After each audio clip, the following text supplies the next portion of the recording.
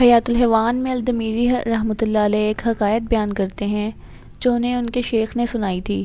کہ سکندر بادشاہ نے بلاد مشرق کے بادشاہ کے پاس ایک قاصد بھیجا،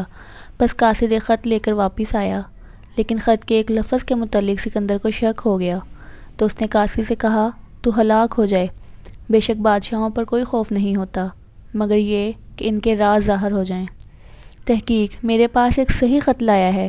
جس کے الفاظ واضح ہیں، لیکن ایک حرف نے اس خط کو ناقص بنا دیا ہے، کیا یہ حرف مشکوک ہے یا تجھے اس بات کا یقین ہے کہ یہ بادشاہ نے ہی تحریر کیا ہے؟ پس قاصد نے کہا مجھے اس بات پر یقین ہے کہ یہ حرف بادشاہ نے ہی لکھا ہے۔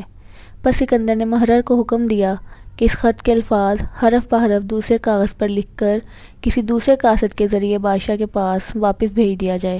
اور اس کے سامنے پڑھ کر اس کا ترجمہ کیا جائے۔ پس جب وہ خط شاہ مشرق کے سامنے پڑھا گیا تو اس نے اس لفظ کا انکار کیا،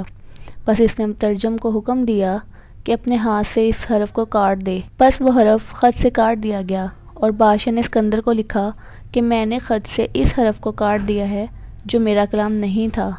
اس لیے کہ آپ کے قاصد کی زبان کو قطع کرنے کا مجھے کوئی اختیار نہیں تھا۔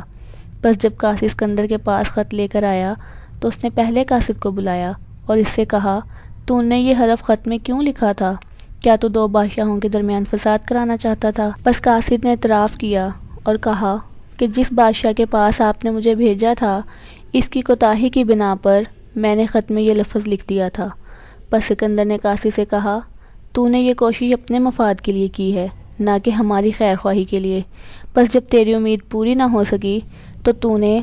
معزز اور بلند مرتبہ نفوس کے درمیان اس کو بدلہ کے طور پر استعمال کیا۔ پھر سکندر نے حکم دیا کہ اس قاصد کی زبان گدی سے کھینچ دی جائے، بس ایسا ہی کیا گیا۔